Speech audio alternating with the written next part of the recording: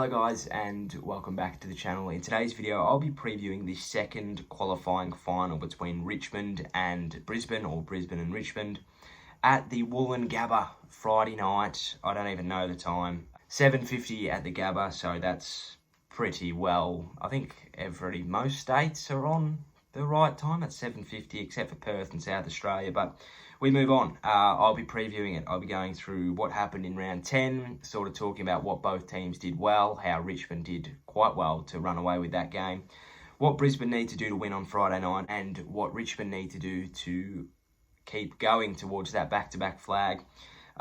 Predictions, all the rest of it. Let's get into it. So, round 10, we saw Richmond get the better of the Lions by 40 points, and it was a really interesting game. Brisbane were in it for a lot, and the stats don't lie.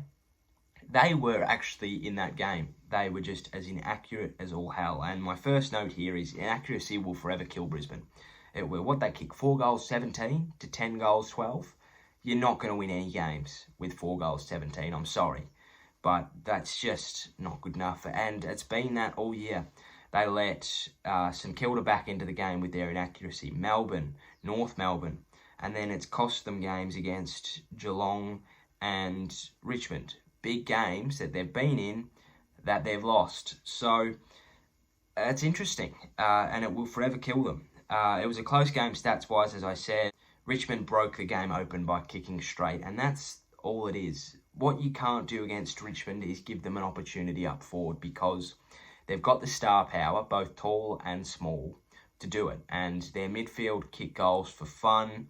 There is not a person in that team that can't kick a goal. And that's what is really scary about them, is that if, say, Tom Lynch is having a bad day, Jack Rewald will step up. If he's having a bad day, one of their smalls will step up. Pickett can step up. You know, Martin, Cochin, everybody can kick a goal if they need to. And that's really interesting.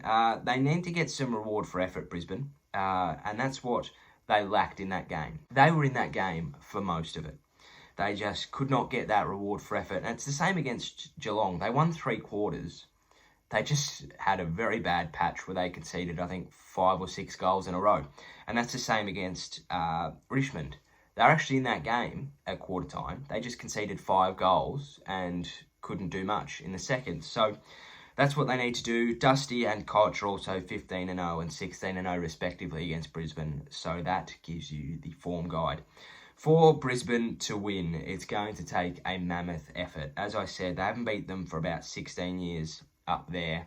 And that hurts, because although there was a lot of those years where they were rather low. 2004, they were in the grand final, weren't they? I think. Maybe. I don't know. I think so. Yes. And, you know, they can't get it done.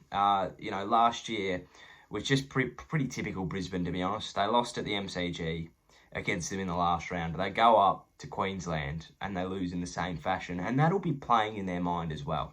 Straight sets on your home deck last year to the 2 grand finalists. That's going to hurt. The forwards need to be on.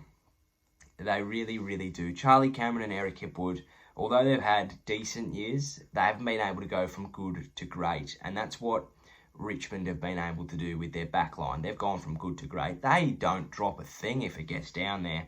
And that needs to be rectified for Brisbane. They just need to make a contest, because what Richmond do so well is they'll create a contest or go to ground. You've got every small and their dog that'll pick it up and run it into goal, whereas Brisbane don't really have that. They sort of look to either get it out of bounds and reset, or if they get it 35 out, instead of hacking it for goal, they'll go back. And sometimes that works, but against Richmond, you can't do that. You've just got to be relentless. Their run needs to be fast and their delivery needs to be express. What Richmond are so good at is cutting the ball off, and what Brisbane need to do is just have it direct to Eric Hipwood or to Charlie Cameron or to Hugh McCluggage or to Oscar McInerney. They just need to do it. They need to make sure it's on a platter, because that's the only way they're going to score. Their small forwards haven't really impressed me so far, so they do need to find a way to do it. What they do really well is they create a lot of space in that forward line. If Eric Hipwood can't get it, there's always somebody in the pocket or on the flank or in the middle even, just to give the ball to. So they do have those options. They just sometimes don't pick the best one, and that's going to cost them in games like this. Harris Andrews must play for Brisbane to win. They need somebody to lock down either Riewoldt or Lynch. I know that's difficult, but Harris Andrews just adds that class to the back line, and he's so good when he's on. They also must kick straight. I don't think I can say it any clearer than that. They're not going to win a game against Richmond in a million years if they don't kick straight. They're not going to win a final in a million years if they don't kick straight, because they've nearly lost regulation games by not kicking straight, and really that didn't cost them much because they were a lock for top 2 in the last 6 weeks. But you know, if they lose this qualifying final, they're a real chance of dropping out again, because they're either going to come up against a red hot St Kilda or a red hot Western Bulldogs. And St Kilda nearly pipped them in the home and away season, and I can't quite remember what the Doggies did against them, but I feel like that team has grown leaps and bounds from when they were in Melbourne. So just to recap, the Lions beat the Dogs by 4 goals, 96-72, and a pretty fun game by the looks of that. So, and that was in August, so of course the Dogs have grown since then. For Richmond to win, they need to capitalise early. As I said, it's Brisbane's game to lose, and I think that's really dangerous when you're coming up against somebody like Richmond. Home crowd, home final, nerves. What happened last year will be in the back of their mind, and what happened in round 10 will also be there. So they need to get ahead of the game early. They need to jump the gun, and they really need to hurt them on the scoreboard early. Not even on the scoreboard, but just around the ground. Make a hard hit, you know, create a big contest and really make Brisbane think about it. They need to let their forwards off the leash, and that's going to be really interesting to see, because if they can get on top of that young Brisbane defence, it may turn ugly very quickly. They need to will it forward. Brisbane like to just create a bit of a scrappy game, even though they've got some really clean midfielders. They seem to really love the contested possession. My dog is going nuts. So they need to will it forward, get it to Martin, and what they do is their forward entries, although they could be high, they're usually direct and really good. So that's what they need to do. My last 2 notes are: do what you do every year. You are pros at this stuff, and they are. They really are. You know, you don't get to 2 grand finals in 3 years, as well as a preliminary final, without being good at your job, and that's what they are. They are fantastic at their job all of the time. You know, they've got all of the talent in the world. They've got all of the poise and composure in the world. Is this their year? I'm not too sure, but you know, they're pros. As I said, they're veterans. They know what they're doing. They just need to go and execute and move on. As I said, what won them the grand final last year is that they'd won it before they'd even stepped onto the MCG over a year ago today. That's amazing. They won it in the preliminary final change rooms after they'd won. They walk in, they go, woohoo, we won, high five, you know, dap, hug, you know, etc. We sing the song, we move on.